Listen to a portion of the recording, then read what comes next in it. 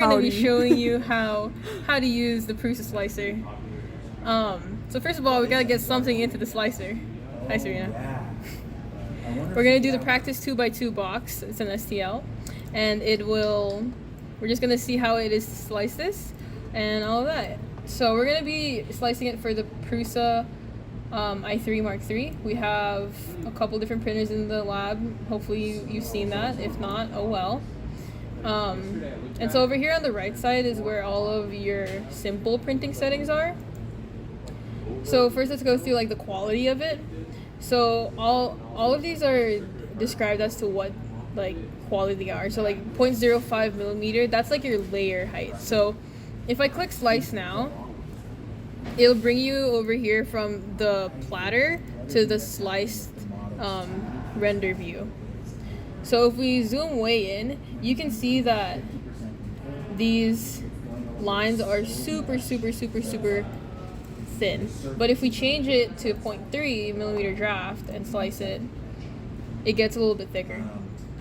So anyway, once we choose what kind of draft speed or like layer height we want, we'll go next to what kind of filament.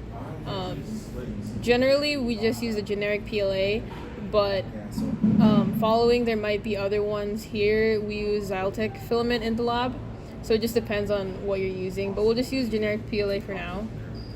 And then, so this box is a solid box, right? There's no things like hanging over it or that look like they need supports. But if you did need supports, you would choose either support on build plate, which would support just on the plate itself. So if there was an overhang here, it would only support there. And then everywhere support would put it everywhere it needed it. But this box shouldn't need any. Finally, we'll just change the infill. So infill percentages vary. You almost never need 100% infill. Usually we stay around 20 to 50%. Yeah. Oh, and we're gonna show you, Morgan wants to show you what all these buttons do. So let's go through some of the tools to move around your parts. So what if we wanted to do 2 of these boxes? Well, lucky for you, we have an add instance button here that adds 2 of them. And so if we printed it like this, they would print inside each other. They'd be fused together. So if we want it to be all nice and spaced out, we'll click this, which is the arrange, and it'll arrange it evenly along the board. So if we had like a couple more of these, we can, so I just copy pasted that from on like the keyboard, and you can see that's gonna be a hassle to try and put around there. But if we click it again, it'll do it for us.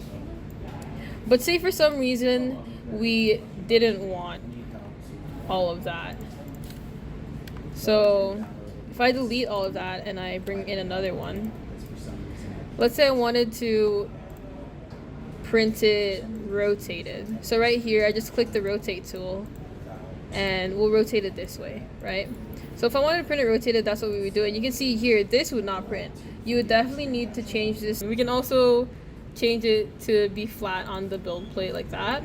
So what I did was I clicked the object and then I click place on face, and you can see I can choose whatever face I want.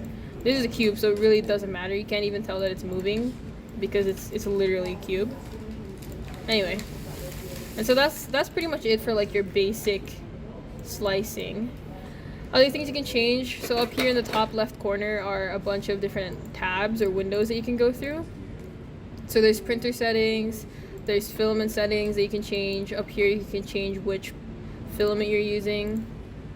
And then, so print settings, if you wanted to change, for example, vertical shells are, if you hover over the lock, or not the lock icon, but over the words, they tell you what they do. So this sets the number of perimeters to generate for each layer. Yep. But you don't necessarily need to change this if you're just doing a quick prototype. As always, just ask somebody who's in the lab if you need any help with that. And yeah, so if we slice now, it'll be all sliced and ready to go, and then we can hit export G code, and we can plug in an SD card. So we have a bunch of SD card readers around the office. If you can't find one, I'm so sorry. Let's buy more, I guess. Pops up over here as the SDHC. It depends on which one you're using. They might have different names. If you can't see it on the sidebar, you can just go up to this PC and scroll down, and it should be right there. And so this has a bunch of different files in it, but we can just save it to the main folder, and the printer will know where it is. All right, that's all you gotta do. Have fun slicing stuff. If you have any questions, the internet is also here for you. Okay, bye.